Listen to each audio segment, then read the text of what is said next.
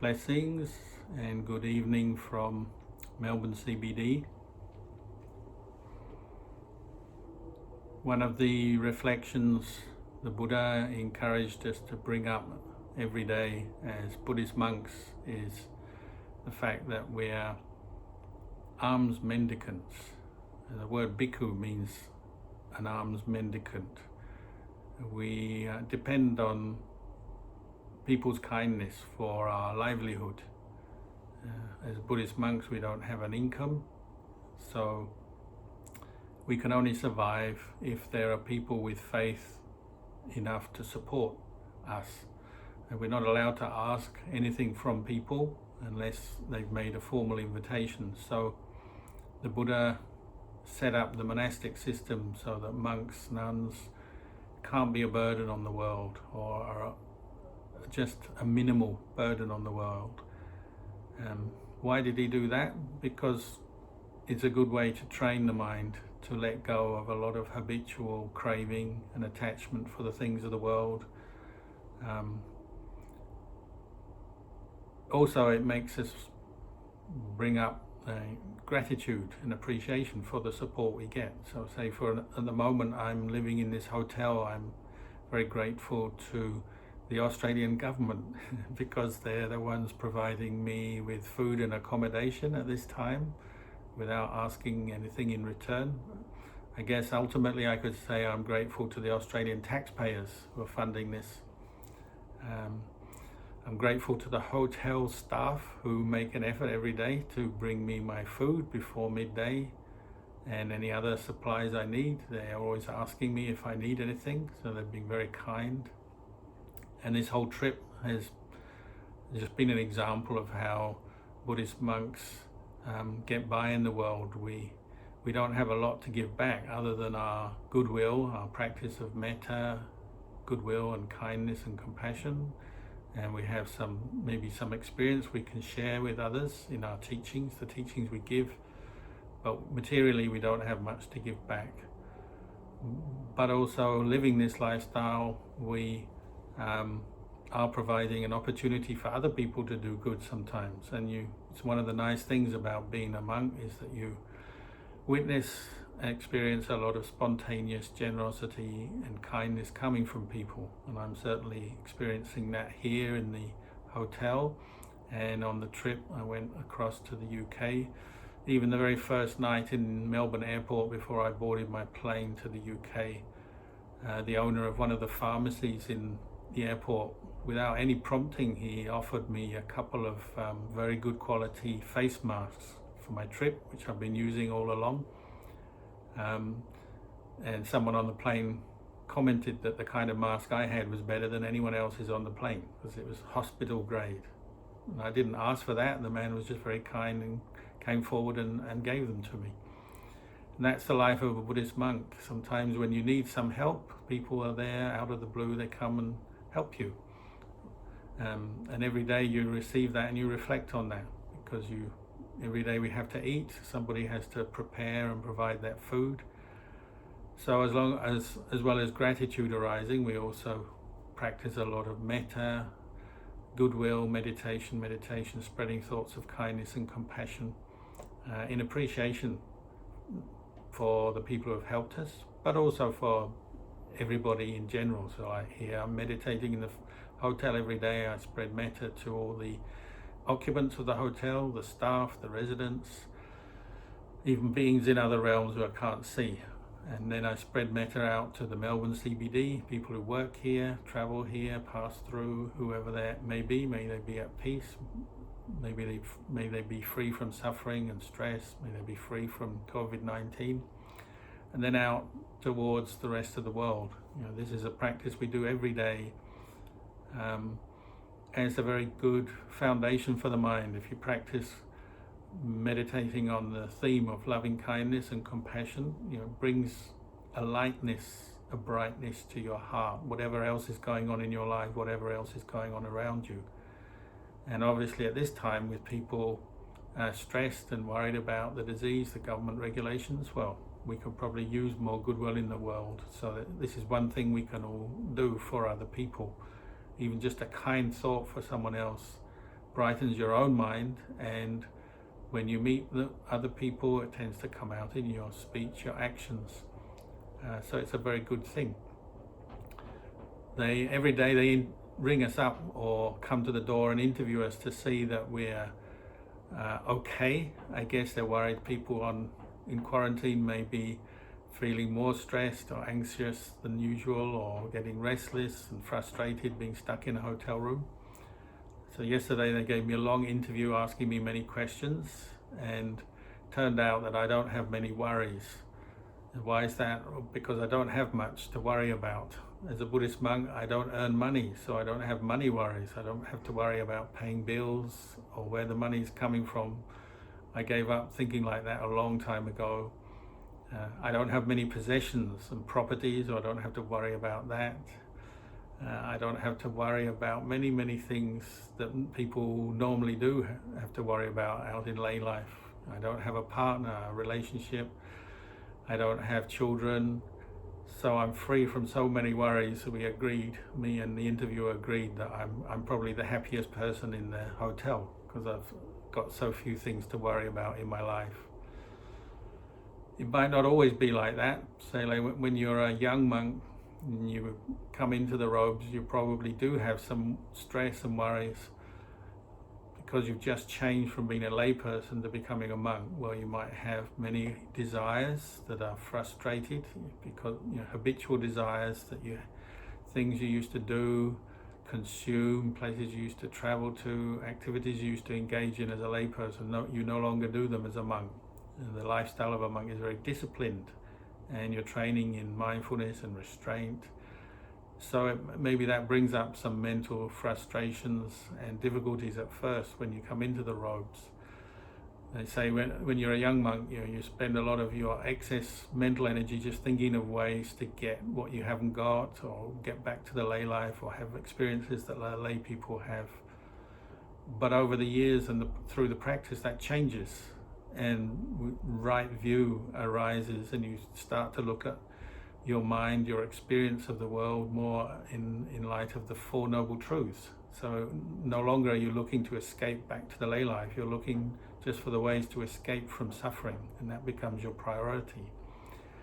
And maybe even you see the lay life is full of suffering, and the monastic life is, once you get used to it and appreciate it, it has much less suffering, and you're happier and more well off. So I've been contemplating that in this hotel room, doing my meditation every day, contemplating the Dhamma. I have plenty of time and few responsibilities, so I have plenty of time to practice. And I'm actually very happy, enjoying the experience. Even though it's maybe not so healthy to be in a room for 2 weeks without even going out in the sun or getting fresh air, but I should be able to put up with that, I think. And it reminds me of a time when I was a young monk in Thailand, when I did a 4-month retreat in a cave in Western Thailand, in a huge forested monastery. I was lucky enough to have a time to do a retreat in a totally pitch black cave on my own. On that occasion I went with another monk I knew. We were sent there by the teacher we were living with to have a period of time on retreat.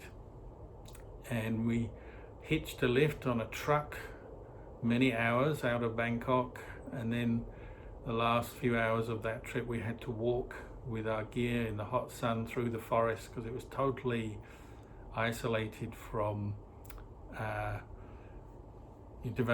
any developed areas. It was way in the forest, no electricity, no roads, no running water, far away from towns and villages, which is what we liked, but it meant we had to walk a long way to get to the monastery. But even then, in those days, the same sort of things happen as they do these days. 2 monks walking through the forest along a muddy track, miles from anywhere, and out of the blue that afternoon, a man turned up with 2 Pepsi Colas for us, 2 bottles of Pepsi. We don't know where he came from or why he did it. I guess out of faith, seeing 2 monks walking along, he wanted to make some good karma, so he offered us 2 Pepsis. And the monk's life is a bit like that. quite often you get help and assistance just when you need it or when it's really appreciated, but without asking or seeking it, it just comes.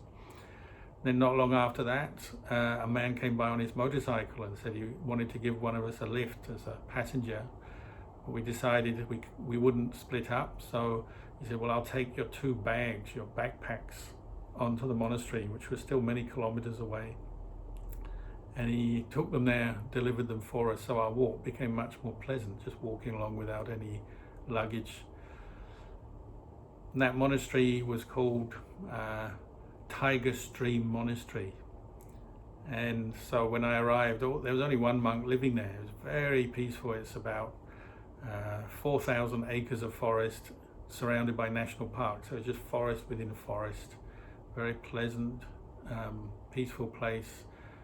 And I asked the abbot, I said, so are there any tigers here? It's called Tiger Stream Forest. And he said, yes.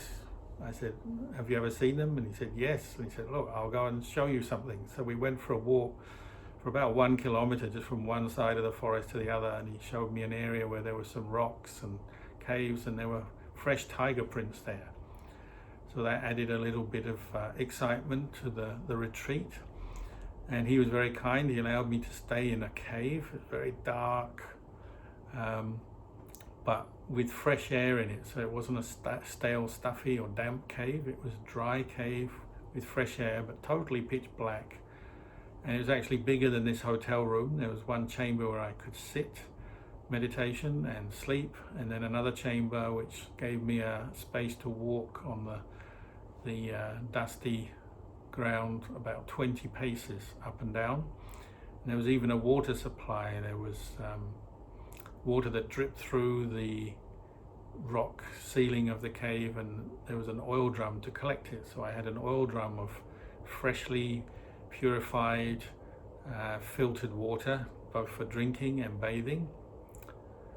And I had many months staying in that cave. The other monks provided the food. They went out bindabat collecting the food, and I could stay in the cave totally away from the world, isolated, not meeting anyone, not talking to anyone, just meditating, practicing mindfulness and contemplating the Buddhist teachings. So it was a very special time for me, and I learned and observed many things about myself, about the human mind in that situation, which still served me good today. That cave was actually busier than this hotel room in a way, because the hotel room I'm not seeing anybody. They just knock on the door in the morning with the food, and that's it. And they ring me up or talk to me once a day just to interview me about whether I'm peaceful or stressed or not. Other than that, there's no one in the room. But in that cave, I had a few co-residents. I had one little bat which would sleep during the day above my head on the string line that I have my mosquito net on. So I had to make a bargain with it when I first arrived, saying, well, you're allowed to sleep here as long as you don't poo on me or make a mess. And he seemed to agree with that bargain, and he didn't poo on me or make any mess the whole time I was staying there. So we became good friends, and I spread metta to him every day, and I chanted, thinking of that time in the life of the Buddha when 500 bats in a cave heard the Abhidhamma chanted and then were reborn in the heaven realm, and eventually reborn as humans and then became enlightened. So I hope that that little bat has now been reborn as a human and has become enlightened already. I also had one rat as a co-resident who lived way back in the dark recesses of the cave, out of my reach, but he'd walk past every day on his way out to the mouth of the cave to forage for food. And he would always have a drink at the oil drum, so I'd hear him lapping up the water. But sometimes the level of the water went down lower or very low, and he would just use his back legs on the rim of the oil drum, and he'd stretch down to have a drink, and I was worried he would lose his grip and maybe drown in the water, because rats don't swim very well. So I had to find an old tin pot and put it down on the ground for his water supply, because I was worried he'd drown. So I had my rat and my bat as friends, And then one day during that retreat, shining my torch on the floor of the cave, I saw a huge snake track, the size of your leg, the thickness of your leg. So I thought it was probably a python, but I wasn't sure whether the python had left the cave, because it was just one snake track from a dark corner of the cave going out to the mouth of the cave. I don't know whether it went out and never came back, or it came in and never went out again. There didn't seem to be any further movement from the snake. I also got visited by porcupines, Thai porcupines, which are like the size of a dog, and they have very thick, sharp spines which click together when they walk. So every time they came into the cave, having a look around, I could hear them clicking. So those were my friends during those 4 months, as well as the two monks who were living in the monastery. But it was a very good time just to learn to practice being in a totally quiet place, totally dark, doing nothing other than practice mindfulness, meditation, practicing vipassana, contemplating the arising and passing away of conditions, the physical changes in my body, the arising, passing away of mental states, sensations, memories, and so on. And those kind of situations, whether you're in a hotel room or you're in a cave, they're very useful for us just to really observe our own mental behavior and understand our mind more clearly without much distraction. Because when you're in isolation, you're like in a prison cell. You've got nothing, no escape, nowhere to go. You have to learn to find peace with yourself. And the only way to find peace with yourself is to understand your mind better, and not to hold on to the more negative or stressful thoughts, but to allow them to go, pass from your mind. And this is where using the Four Noble Truths is so useful when we're on retreat. We have to learn how to see suffering as a noble truth.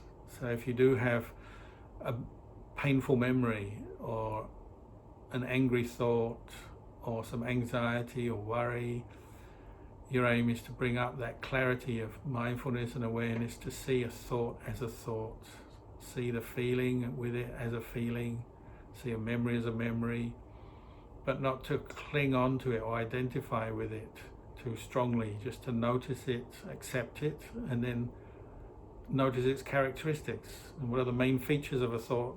Any thought is, the main feature is it arises and it ceases.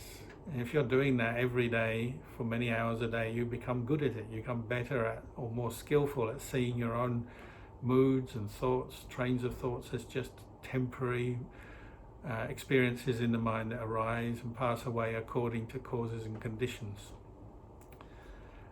And one uses the Buddhist path, the Eightfold Noble Path, to do this. So you have the basic practice of becoming aware of dukkha, the stress in the mind. As you become aware of the stress in the mind, you cannot help but to observe what is causing that stress. And you see, well, it's coming from craving or wanting, all the negative desires that arise in our mind, wanting something you haven't got, wanting to get rid of something you have got, and just basic desire and wanting to become something, get something, all these different forms of craving and desire that come up in the mind. Once you establish awareness of dukkha, then it exposes craving as the cause of dukkha. And the Buddhist path is to develop the skills, the mindfulness, the clarity, the insight, and the right effort to abandon craving. And the more you do that, the more freedom you have, inner freedom. And you start to experience inner peace from abandoning craving. At first you may only be able to abandon little bits of craving, but if you keep doing it, you get better at it. You really see craving is the cause of suffering, and that's the thing to be abandoned. And these are the kind of insights you gain, particularly on retreat, when you're doing a lot of intense meditation, using the breath as like a good friend, becoming more and more mindful of the breath every moment. And if you're doing it for hours through the day, whether you're walking or sitting, becoming mindful, more mindful all the time, then you become more clear of what is dukkha, what is the cause of dukkha. and what is the way to end dukkha by letting go and abandoning the cause of dukkha, the craving.